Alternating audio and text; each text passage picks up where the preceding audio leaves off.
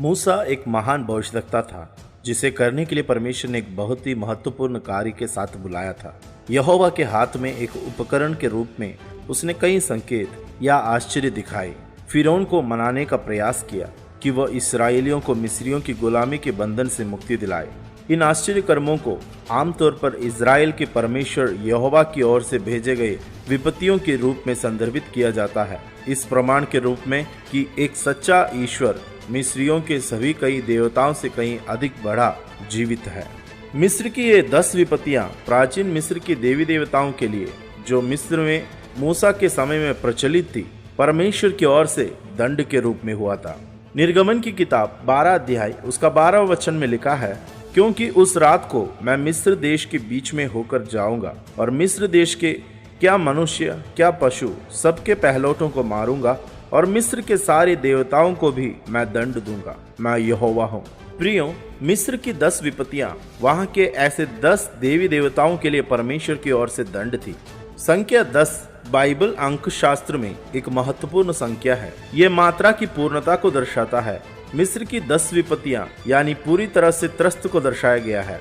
जिस तरह 10 आज्ञाएं परमेश्वर के नैतिक कानून की पूर्णता का प्रतीक बन जाती है, मिस्र की 10 प्राचीन विपत्तियां उन लोगों पर न्याय और परमेश्वर के न्याय की पूर्णता को दर्शाते हैं। 10 बार परमेश्वर मूसा के माध्यम से फिरौन को अपना मन बदलने, पश्चाताप करने और एक सच्चे परमेश्वर की ओर मुड़ने की अनुमति देता है। हर बार उसके अनुरोध की अवज्ञा के लिए पीड़ित विपत्तियों के परिणाम की गंभीरता को बढ़ाता है। 10 बार फिरौन गर्व के कारण परमेश्वर की आज्ञाओं को मानने से इनकार करता है। इस दौरान मूसा के द्वारा उनके सिर पर 10 विपत्तियां भेजता है ताकि वो जाने इस्राएल की यहोवा जो उनके उद्धार करता है। प्रियो, मिस्र के उन 10 देवताएं ये है जिन पर परमेश्वर के ये विपत्तियां पड़ी थी। पहला है हैप्पी, जो मिस्र के नील नदी की देवता है। इस देवता को दंड देने के रूप में परमेश्वर ने नील नदी की पानी को खून में बदल दिया। मिस्रियों को परमेश्वर की ओर से जो पहली विपत्ति जो दी गई थी वह थी पानी को लहू में बदलने की।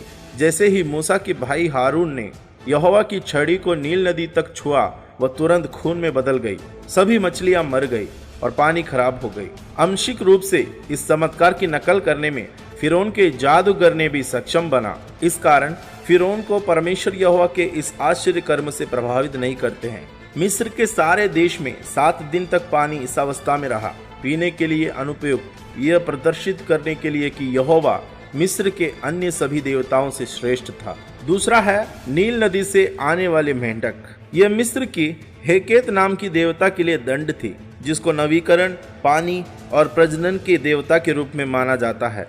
मेंढक नदी से ऊपर आए और उनके घरों में और उनके भोजन में, उनके वस्त्रों में, हर स्थान में भर गए थे। मिस्र में बड़े से लेकर छोटे तक कोई भी मेंढक की महामारी से नहीं बचा।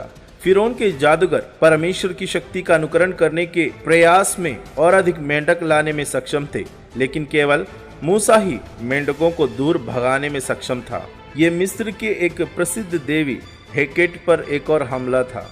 मिस्र देश में 2 विपत्तियां परमेश्वर ने होने दिया, तो भी फिरौन ने ना माना।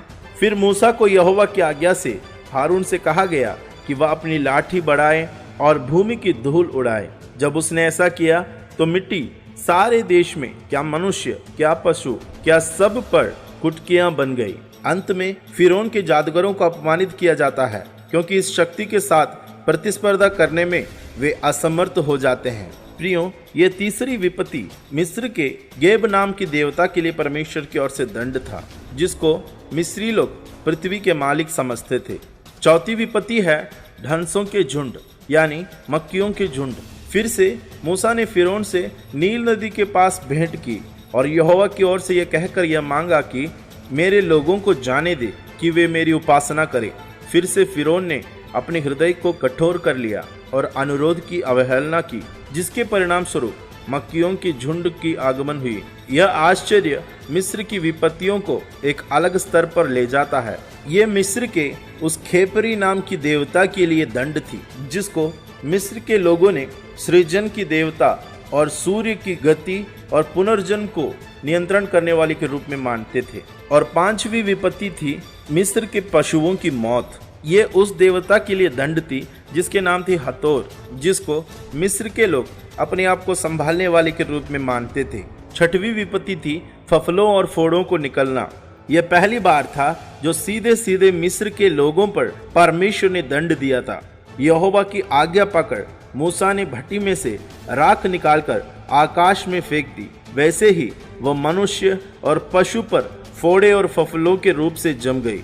ये मिस्र के आइसिस नाम की देवता के लिए दंड थी, जिससे मिस्र के लोगों ने भला चंगा रखने के लिए वे प्रार्थना करते थे। सातवीं विपत्ति थी आग के रूप में आसमान से ओले बरसे। ये विपत्ति शुरू होने से पहले फिरौन को फिर से चेतावनी दी जाती है कि यदि वह परमेश्वर यहोवा की बातें नहीं मानते हैं और इस्राएल लोगों को परमेश्वर की उपासना करने जाने नहीं देते हैं। ये मिस्र के नट नाम के देवता के लिए दंड थे, जिसको मिस्र के लोगों ने आसमान के मालिक समझ रखा था। आठवीं विपत्ति है टिड्डियों का आक्रमण। सात विपत्ति परमेश्वर ने मिस्र में भेजा, तो भी फिरौन ने यहोवा का संदेश ना सुना, तो भी वह अपने मिस्र के देवी देवताओं पर ही भरोसा रखा।